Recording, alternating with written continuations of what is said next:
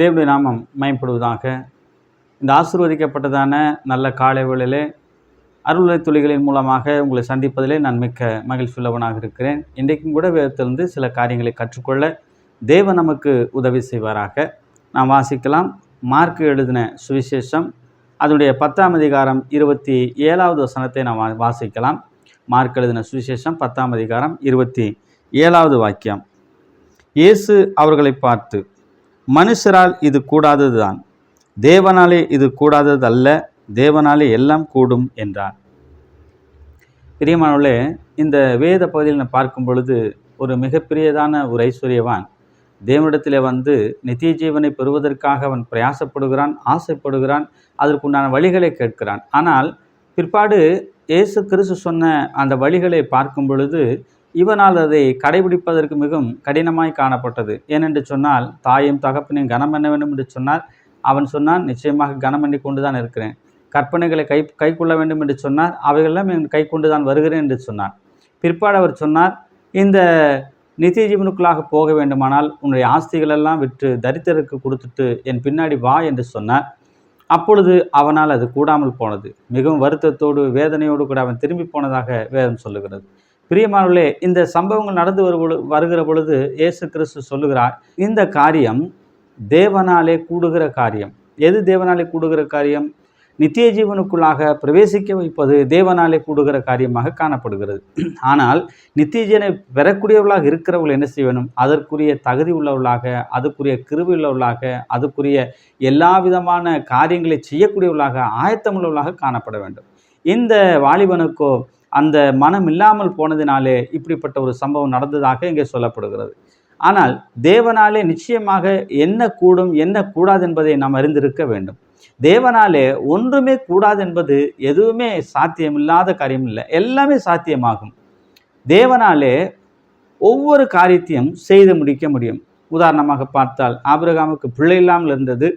ஆபிரகாமுக்கு பிள்ளை செல்வம் இல்லாதபடினாலே இயேசு கிறிஸ்துவாகிய தேவனும் அதே போல் அந்த இடத்தில் பார்க்கிறோம், ஆபிரகாமை சந்திக்கிற பொழுது அவர்கள் சொல்லுகிறார்கள், உனக்கு என்ன வேண்டும் என்று கேட்கிற பொழுது ஆபிரகாம் சொல்லுகிறான், அடியேன் பிள்ளை இல்லாமல் இருக்கிறேன் என்று சொல்லி.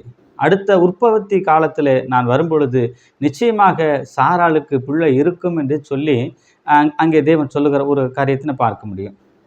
இந்த சம்பவங்கள் சொல்லுகிற பொழுதெல்லாம் சாராள் நகைத்து அதை ஏளனமாக நினைக்கிறார். காரணம் என்னவென்று சொன்னால், நான் வயது முதிர்ந்தவளாக இருக்கிறேன், சிறிகளுக்குள்ள வழிபாடு நின்று போயிற்று, இனிமேல் எனக்கு எப்படி குழந்தை பிறக்கும் என்று சொல்லி அவளுக்குள்ளாக ஒரு சந்தேகம் வருகிறது. அப்பொழுது இயேசு சொல்லுகிறார், தேவனாலே கூடாத காரியம் ஒன்றுமே இல்லை என்பது. ஏன் என்று சொன்னால், புதிய ஏற்பாட்டில் நாம் பார்க்கிறோம், ஆண்டவர் நினைத்தார் ஆபிரகாமுக்கு கல்லை எடுத்து கூட பிள்ளைகளை உருவாக்கி கொடுக்க முடியும் என்று சொல்லி வேத வசனம் சொல்லுகிறது. அப்படிப்பட்ட வல்லமை தேவனாய் கர்த்தர். எதை கொண்டு நாம் உணர்ந்து கொள்ள முடியும் என்று சொன்னால், ஆண்டவர் இந்த உலகத்தில் மனிதனை முதலாக படைக்கிற பொழுது மண்ணை எடுத்து பண்படுத்தி ஒரு மனிதனை உருவாக்கின தேவனாகி கர்த்தர். மண்ணினாலே மனிதனை உருவாக்க முடியுமானால் கல்லினாலே நிச்சயமாக அவரால் உருவாக்க முடியும். ஆனால் அவர்களுக்குள்ளாக இருந்த விசுவாசம் குறைவாக இருந்தது. ஆனபடினாலே சாரால் அதை கேட்டபோது நகைக்க ஆரம்பித்தார். பிற்பாடு தேவன் அதை கைகூடி வர செய்து அந்த சம்பவத்திலே சாராளுக்கு பிள்ளை பிறந்தது.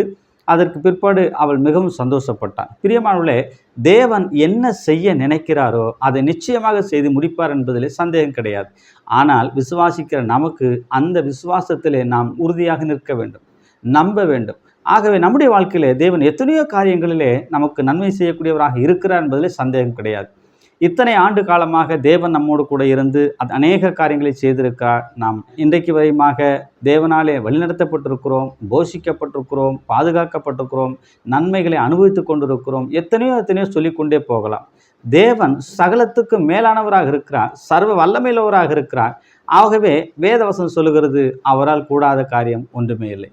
இதை நாம் விசுவாசிப்போம், இப்படிப்பட்ட விசுவாசத்திலே வளருவோம்.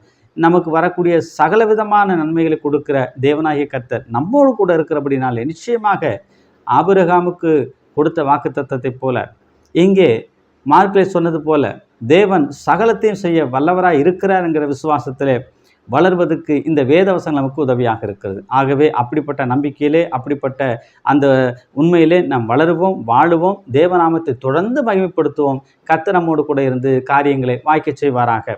அவருடைய திவ்ய நாமம் என்றும் என்றும் சதா காலங்களிலும் மகிமைப்படுவதாக. ஆமேன்.